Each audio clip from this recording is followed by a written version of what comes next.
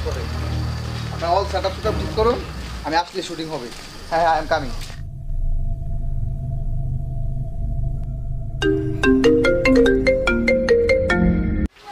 Hello, আসসালামু আলাইকুম। ওয়ালাইকুম আসসালাম। আপনি কি আরিয়ান রিমন বলছেন? হ্যাঁ, আপনার বাইরে যাওয়ার ভিসা হয়েছে, কাল চলে আসবেন। কি বলছেন ম্যাডাম? হ্যাঁ, এবং আপনার ভিসার মেয়াদ 3 মাস। তো আপনার এর মধ্যে যেতে হবে, ওকে?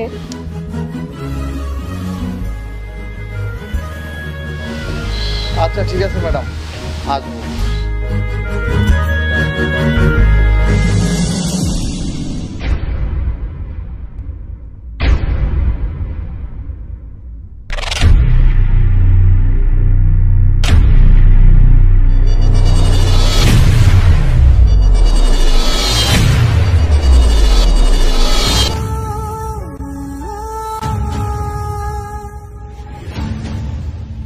কি লিমন, তোমার বিষয় হয়েছে নাকি শুনলাম?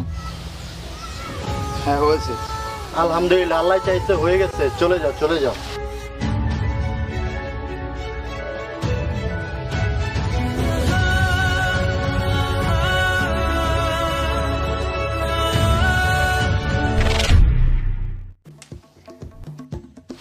দাঁড়া লিমন, কি অবস্থা? শুনলাম তুমি নাকি ইতালির ভিসা পাইছো। হ্যাঁ হয়েছে। কি ভাই, এই কথা শুনলে তো মানুষ ঈদের চেয়েও বেশি খুশি হয়। আর তোমার মন খারাপ বিষয়টা তো বুঝলাম না। যাও যাও, গিয়ে সবার মুখে হাসি ফুটাও। দেশে থাইকা এই চিন্তা ভাবনা করতে, এই চিন্তা ভাবনা বহুত সময় লাগবে। এর থেকে ভালো চলে যাও। Best of luck.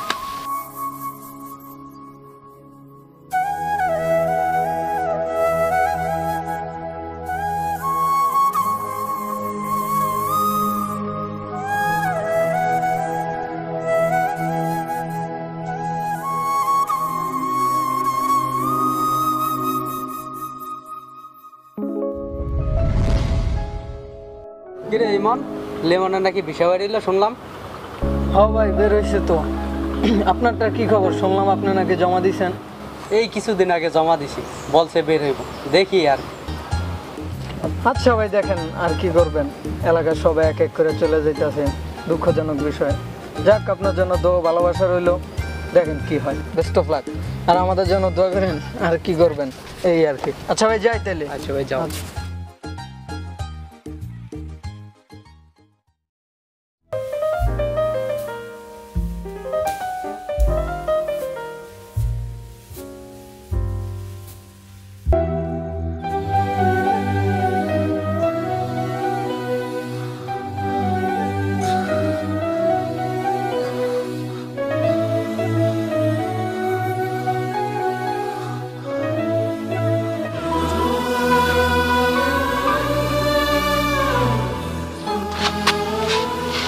কিরে বন্ধু, তোকে এত চিন্তিত লাগতেছে কেন? আমাদের জীবনে তো কোনো প্যারা নাই।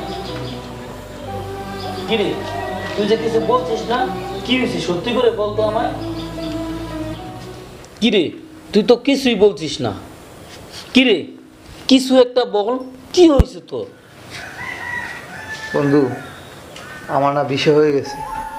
হ্যাঁ রে, এটার জন্য তুই গাপ্তি মেরে বসে আছিস? তোর তো খুশি হওয়ার কথা, তা না তুই মন খারাপ করে বসে আসিস। যা যা, সবাই থেকে দোয়া নিয়ে চলে যা।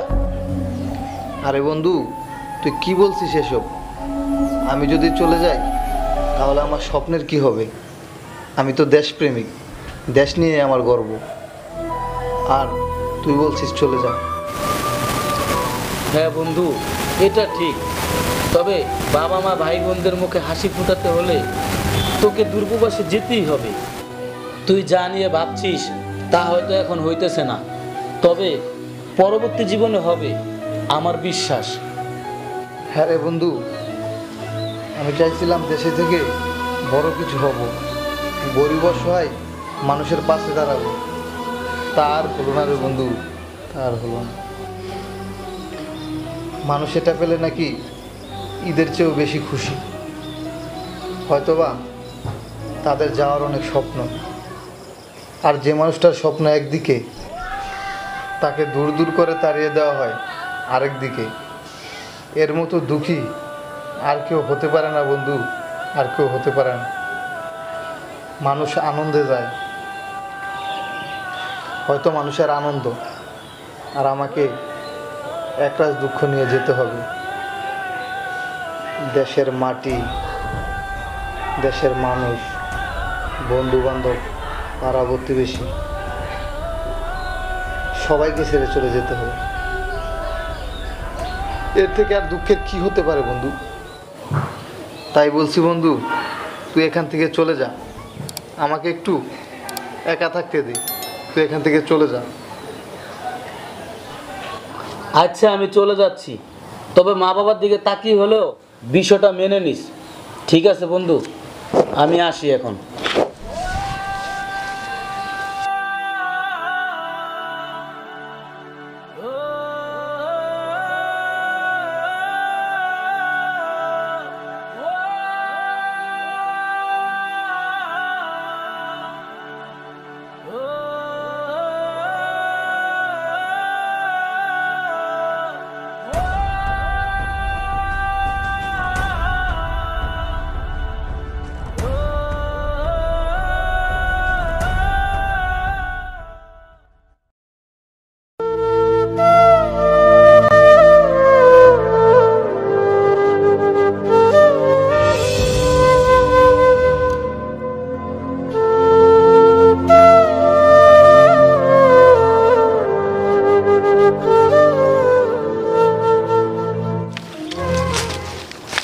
বন্ধু কি অবস্থা তোমার?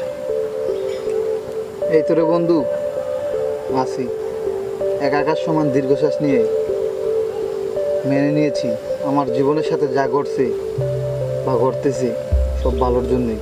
আচ্ছা সুন্দর কথা, তোমার নাকি ভিসা হয়েছে? হ্যাঁ হয়েছে। তা তুমি যাচ্ছ কবে?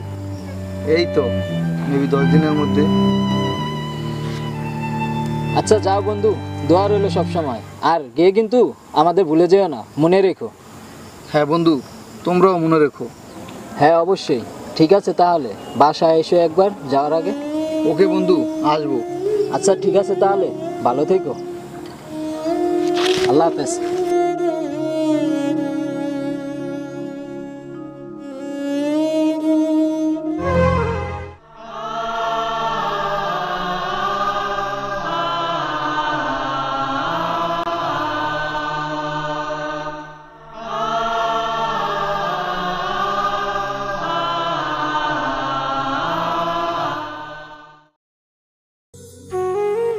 প্রবাস জীবন এমনই হয়, দুঃখ কষ্ট, মায়া মমতা, মা বাবা ভাই বোন, প্রিয় মানুষগুলোকে ছেড়ে চলে যেতে হয়। আসলে একজন ছেলেই বোঝে প্রবাস জীবন কতটা কষ্টের, আর এই কষ্ট নিয়ে সারাটা জীবন কেটে যায় দূরপ্রবাসে। আর এই কথাগুলো অনুধাবন করতে পারবে আমার প্রিয় মানুষগুলা, এ সমাজ ও তাদের পরিবার। ভালো থাকুক আমার প্রিয় মানুষগুলা।